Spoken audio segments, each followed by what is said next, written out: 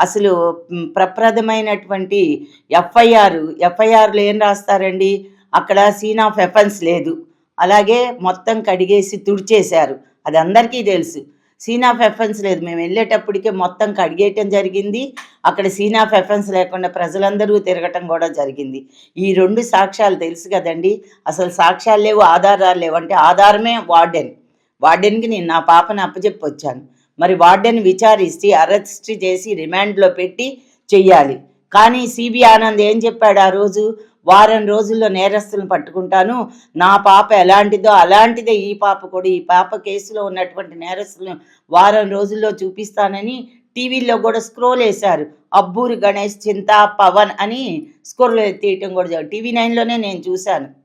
అలాంటిది ఎత్తేసేయటం జరిగింది. ఆ తర్వాత అసలు ఏమైందో తెలీదు. తర్వాత మొత్తం మాఫీ చేసేశారు.